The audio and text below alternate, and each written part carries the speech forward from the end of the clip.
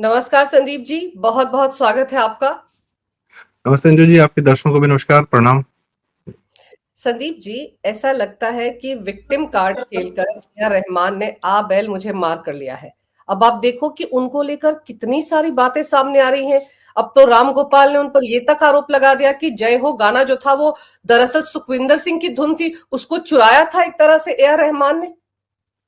हाँ जी मैम, जैसे ही A R Rahman ने अपना विक्टिम कार्ड निकाला तो अब जाहिर सी बात है कि उनके जो एक्सपीरियंसेस रहे हैं दूसरे डायरेक्टर्स के साथ, अभी राम गोपाल वर्मा जी के तेलुगु में जब उन्होंने इंटरव्यू दिया है, पार्ट इंग्लिश पार्ट तेलुगु, अब उसके ट्रांसलेट करके हिंदी में बकायदा उसको ट्रांसलेट करके हमारे सामने वीडियोस आ रहे हैं कि राम गोपाल वर्मा जो अपने आप में एक बड़े डायरेक्टर रहे हैं और काफी सॉट आफ्टर डायरेक्टर रहे हैं, तो और ए आर रहमान के साथ शुरुआती दिनों में काफी काम किया उन्होंने, तो उन्होंने बताया कि सुभाष घई के साथ कितना एरोगेंटली ए आर रहमान ने बिहेव किया था। ए आर रहमान सुखविंदर सिंह से ट्यून्स बनवाते थे, ए आर रहमान सुखविंदर सिंह को साथ में रखते थे और उनके म्यूजिक कंपोजिंग जो करते थे, और ए आर रहमान ने सुभाष घई से ये भी कहा कि आप मेरा नाम यूज कर रहे हो, मेरा काम नहीं। ठीक है, सो डोंट कि आप गलतफहमी मत रहो कि मैंने अपना नाम बेचा है आपको, आपने जो मुझे पैसे दिए मेरे नाम के लिए दिए, काम में किसी से भी करवा के लाऊं आपको टेंशन नहीं होनी चाहिए।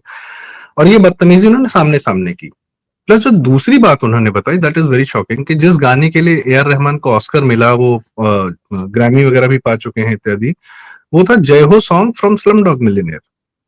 राम गोपाल वर्मा इज सेइंग कि अ, सुखविंदर सिंह से वो ट्यून ली थी, सुखविंदर सिंह को वो बाद में 5 लाख रुपए दिए गए उस ट्यून के, क्योंकि वो उन्होंने किसी और पार्टी को बेच दिया। And imagine what the song was, it was जय हो फॉर स्लम डॉग मिलियनेयर। बात सिर्फ इतनी नहीं है कि तुमने सुखविंदर सिंह से काम कराया, उनकी ट्यून ले ली और किसी और को बेच दिया, वो इंडस्ट्री में होता रहता है, वो आपस में दो लोगों का आपस में, सुखविंदर सिंह को बहुत सारे गाने भी गाने को दिए, तो करियर में योगदान भी उनका, तो दैट्स ओके।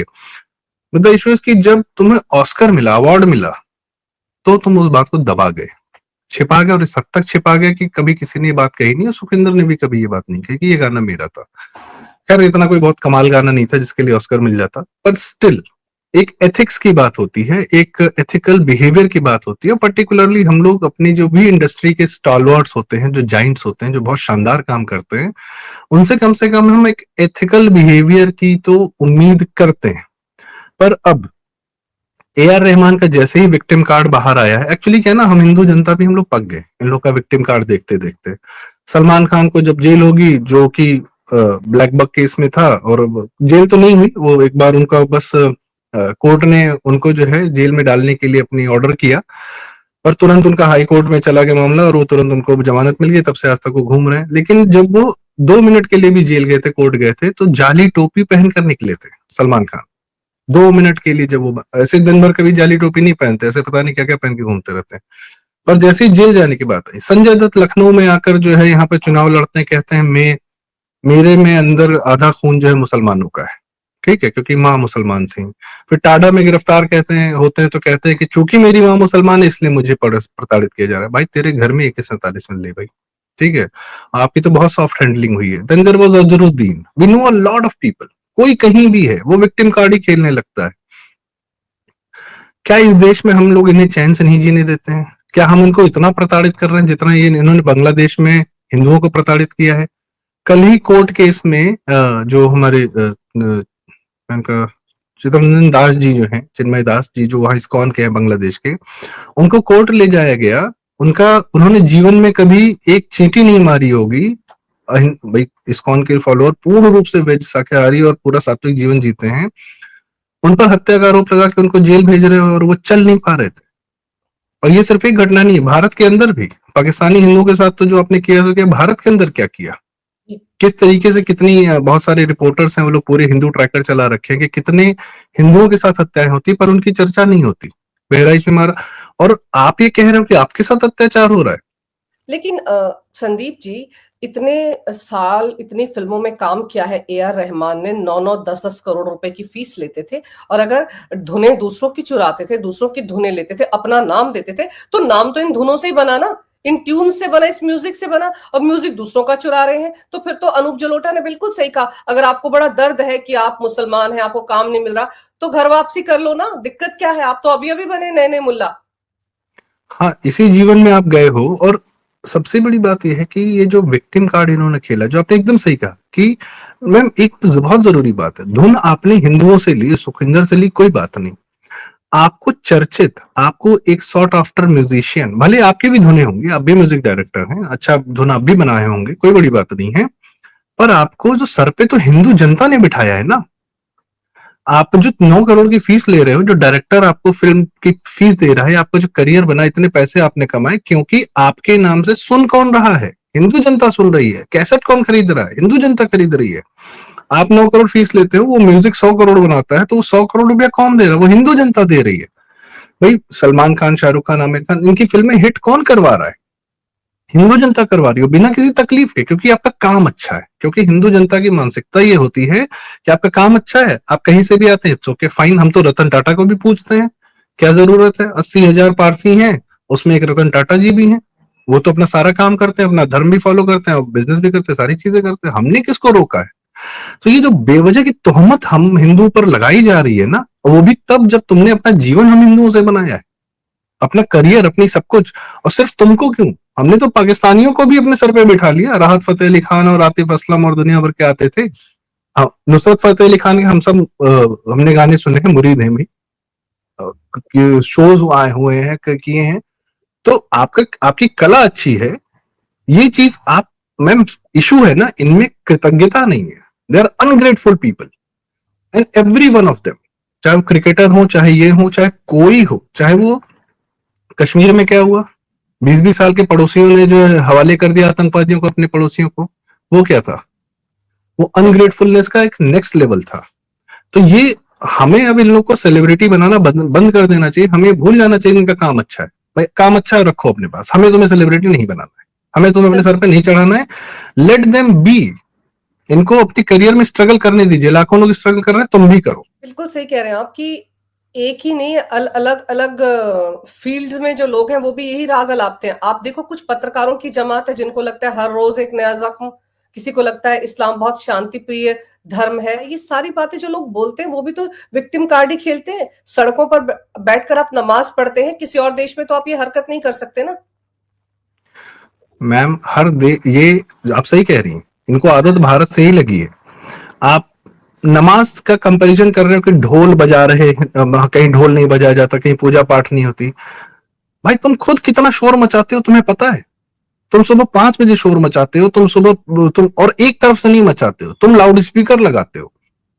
तुम किस हद तक परेशान करते हो जनता को, कि मैंने रोड्स पर देखे हैं लखनऊ में, आधी आधी रोड कैप्चर करके बाइकें लगा के फिर वो जो है वो हो रहा है। मुहर्रम में आप क्या करते हो सड़क पर? मुहर्रम तो सड़क पे ही मनाते हो। पूरे शहर में कीले और क्या कहते हैं आपके ट्यूबलाइट्स के शीशे और इतनी कितनी चीजें मुहर्रम के अगले दिन जो है गिरी पड़ी रहती हैं। आपके समाज का आतंक है हमारे हिंदू समाज पर। सरकार का आतंक नहीं है, समाज का आतंक है। और ये कहना कि नहीं नमाज तो बड़ी शांति प्रिय चीज होती, तो भाई हमारा योग भी है शांति प्रिय, हमारा ध्यान भी है, हमारे पास भी ध्यान है, हमारे पूजा पाठ है। लेकिन आप कंपैरिजन आप कर रहे हो, आपके दिमाग में सामने वाला काफिर क्या करता है उससे आपको अपने आप को कंपेयर करना है। हमारे मन में कंपैरिजन नहीं है, हमारे मन में समावेश है कि भैया ठीक है, तुम जैसे कर रहे हो फाइन, हम जैसे कर रहे हैं फाइन, कोई किसी और तरीके से कर रहा है वो भी ठीक है। तो एक्चुअली तो जीने का तरीका ये होना चाहिए ना कि भैया तुम भी जी लो अपने हिसाब से, हम भी जी लें अपने हिसाब से। तुम हमको परेशान मत करो, हम तुम्हें परेशान ना करें। लेकिन आपका तो सारा, अभी एक वीडियोस वायरल हो रहे हैं, किसी के घर के बाहर रंगोली बनी हुई है, छोटी सी बच्ची है 7-8 साल की, वो आके रंगोली बड़े बिगाड़ दे रही है। इनके बच्चे जो है रेलवे लाइन पे क्या कहते हैं वो रख रहे हैं, सिलेंडर रख रहे हैं। तो ये कौन समझा रहा है इनको? और फिर मुझे फिर शौर्य मूवी का जो ब्रिगेडियर रुद्र प्रताप सिंह का के मनन वाला डायलॉग है वो याद आता है कि बच्चे नहीं है, टाइम बॉम्ब है। तो आप दूसरों के साथ क्या व्यवहार कर रहे हो? और जब हम आपको आईना दिखाते हैं, हम आपसे बस ये करेंगे यार तुम विक्टिम नहीं, don't play this unnecessary victim card. वो भी जब टॉप पे पहुंच जाते हो, जीवन के शिखर पे पहुंच जाते हो, मतलब सक्सेस के एंड पे पहुंच जाते हो, हिंदुओं की बदौलत पहुंच जाते हो, फिर कहते हो यहाँ उपराष्ट्रपति बोल देता है कि मुसलमान खतरे में। भाई तू 10 साल उपराष्ट्रपति था, तुमने हमारे रॉक एजेंट मरवा दिए ईरान में, तब भी तुम उपराष्ट्रपति थे। और तुम ये सब बातें खुलने के बाद भी किसी ने तुम पर केस नहीं किया। तुमको छोड़ के तुम घूम रहे हो, जगह जगह स्पीच दे रहे हो, पता नहीं क्या कर रहे हो। तुमको सारी फ्रीडम है, और उस फ्रीडम का इस्तेमाल कर रहे हो हमें ही दबाने के लिए, हमको गिल्टी फील कराने के लिए। नॉट एनी मोर, हम लोग अब गिल्टी नहीं फील करना चाहते for things that we have not done. आप इसको ए.आर. रहमान को देखिए, छावा फिल्म का म्यूजिक दिया था ना, हाँ, और उसी फिल्म को किस तरह से क्रिटिसाइज कर रहे थे। आपको फिल्म नहीं पसंद थी तो नहीं देते म्यूजिक, नहीं करते कमाई।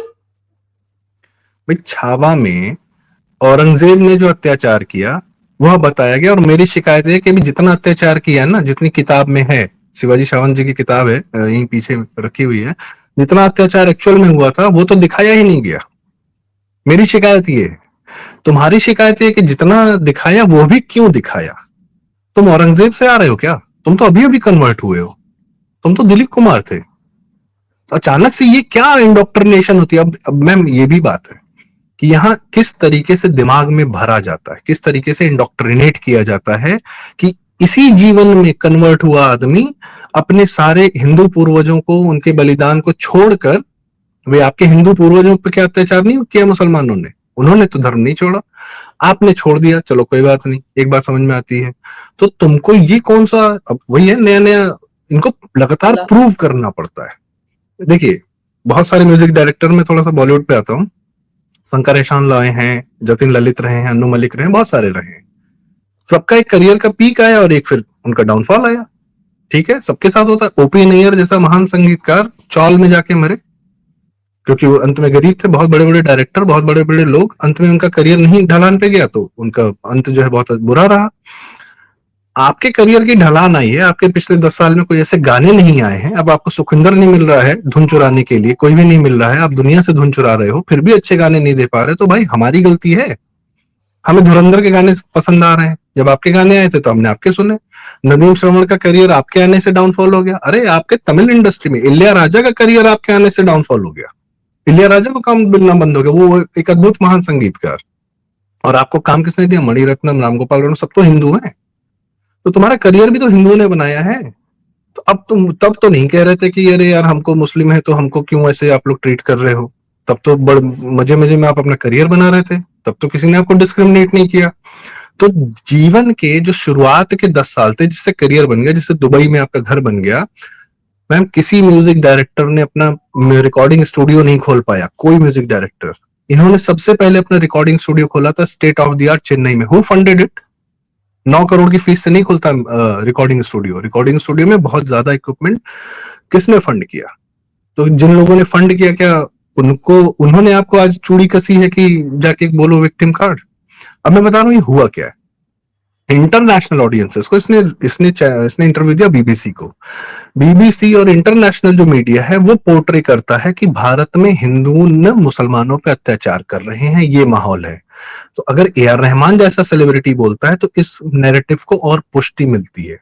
ये उनका एक नैरेटिव गेम चल रहा है और उसमें ए आर रहमान ने जाके अपना भी योगदान कर दिया है। हम योगदान कैसे किया, मैं क्या बोलूं, गलत शब्द निकल जाएगा मुंह से मेरे, ठीक है। सो ये पूरी लाइफ बनाने का, अब वो दुबई में शिफ्ट हो चुके हैं तो of course nobody is going to pick a scholar कि भाई, और अभी भी शोज करेंगे। और ऐसा कोई करियर की ढलान नहीं हुई है। कुमार शानू जी का आखिरी गाना आपने कब सुना हो किसी फिल्म में? पर क्या कुमार शानू के करियर खत्म हो गया है? शोज नहीं कर रहे, सोनू निगम शोज नहीं कर रहे, सुनिधि चौहान नहीं कर रहे, अभिजीत भट्टाचार्य। एक्चुअल डिस्क्रिमिनेशन जिसके साथ हुआ था इन मुसलमान सुपरस्टार्स ने अभिजीत भट्टाचार्य के साथ किया था, जब अभिजीत ने पाकिस्तानियों को एज अ सिंगर लाने पर अपना कड़ा विरोध दर्ज कराया था लेट 90s और अर्ली 2000s में, मिड 2000s में, कि पाकिस्तानियों को लाने की क्या जरूरत है, यहाँ पर क्या आपके वो नहीं है, टैलेंटेड सिंगर्स नहीं है। तब अभिजीत का करियर देखिए कैसे खत्म कर दिया। वो शाहरुख खान की आवाज थे, शाहरुख खान ने उनका गाना लेने से मना कर दिया जस्ट बिकॉज कि शाहरुख खान पाकिस्तानी ला रहा था, सलमान खान पाकिस्तानी ला रहा था। एक्चुअल रिलीजन बेस्ड जो डिस्क्रिमिनेशन हुआ वो अभिजीत के साथ हुआ। अभिजीत के पॉडकास्ट सुन लीजिए, इंटरव्यू सुन लीजिए, और ये वो बहुत पहले से कह रहे हैं। तुमने कितने लोग का डिस्क्रिमिनेशन किया, इंडस्ट्री में कितने लोग का करियर खराब किया। मैम 3 लोगों पर गोलियां चली हैं, सिर्फ 3 लोगों पर इंडस्ट्री में। गुलशन कुमार पर हमें सब पता है, वो टी सीरीज और भजन और सारी चीजें, ठीक है। सेकंड गोली चली ऋतिक रोशन की फिल्म रिलीज होते ही, कहो ना प्यारा रिलीज होते ही, राकेश रोशन पर, कि अरे पैसा मांग रहे थे, दे नहीं रहे थे। पैसा तो शाहरुख खान ज्यादा कमाया था उस साल, उस पर क्यों नहीं गोली चली? इसका मतलब वो दे रहा था।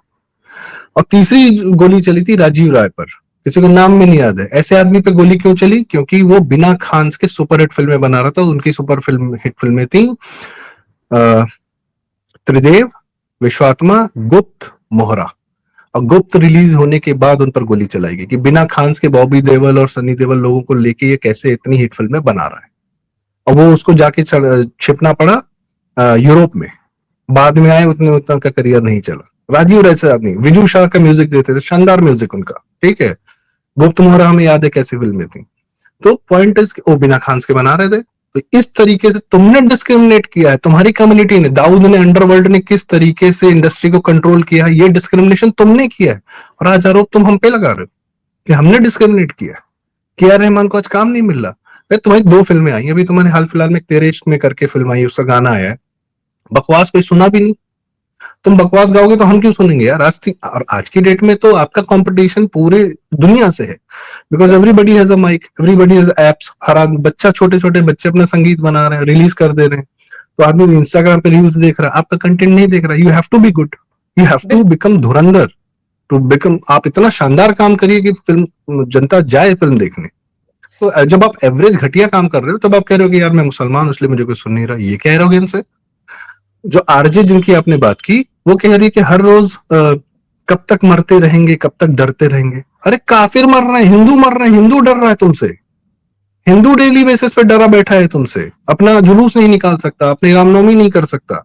और जब अपनी पूजा अर्चना कर रहे हैं, तुम सड़क पे घेर के नमाज नहीं पढ़ पा रहे हो। ये तुम्हारी तकलीफ है कि तुम जो परेशान नहीं कर पा रहे हो किसी को। उत्तर प्रदेश में इनकी क्या तकलीफ है। ये सड़क पे घेर के जो पहले ही अखिलेश काल में कर लेते थे, दंगा कर लेते थे, लड़की छेड़ लेते थे, अवैध कारोबार कर लेते थे, वो अब नहीं कर पा रहे हैं। इसी बात की आग लगी हुई है। अब और हमको जो है आप वो बताते हो कि हम लोगों ने आप पे अत्याचार कर रखा है।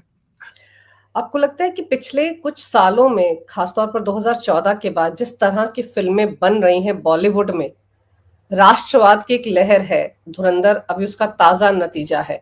कितने मुस्लिम कंट्रीज में वो फिल्म बैन हुई, उसके बावजूद वो फिल्म जो है वो 1000 करोड़ से ज्यादा का कारोबार कर रही है, अभी भी सिनेमा हॉल में चल रही है। क्या ये तकलीफ है इन लोगों को, और उस फिल्म में कोई खान तो है ही नहीं।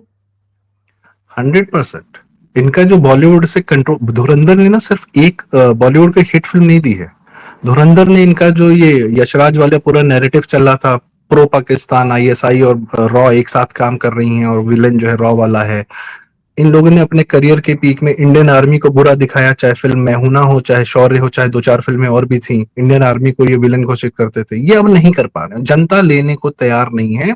जनता की मानसिकता बदल गई। जिस सेकुलरिज्म के नाम पर जावेद अख्तर ने कई फिल्मों में हमें बनिया ठाकुर और इस तरीके से सारी चीजें जो परोसी, वो अब जनता लेने को तैयार नहीं है। इनका नैरेटिव जनता लेने को तैयार नहीं है। पॉइंट इज कि जनता की मानसिकता, जनता दबी हुई थी।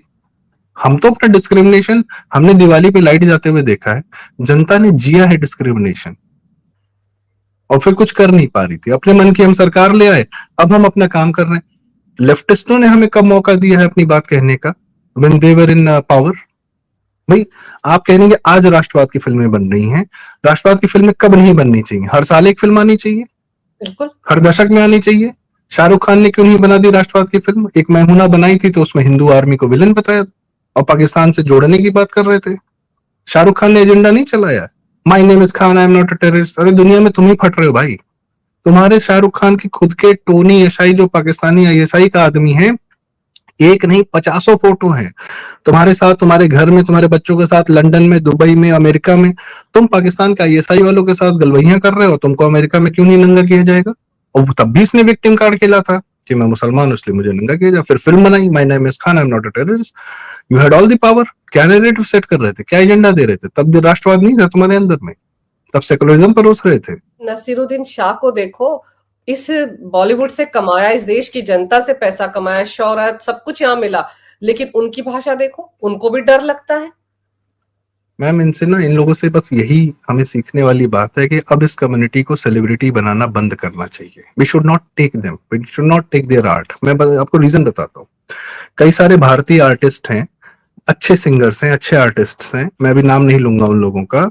उन लोगों ने मुझे बाकायदा बताया है कि भाई साहब, चूंकि हम राष्ट्रवाद या हिंदू सनातन की साइड पर हैं, इसलिए हमने डिस्क्रिमिनेशन फेस किया, हमको मेन स्ट्रीम कभी काम नहीं मिला। क्यों? क्योंकि आप कला बहुत अच्छी है, वो आपको कला पे नहीं जज करते, वो आपको आपकी साइड पे जज करते हैं। तो we should also start doing the same thing.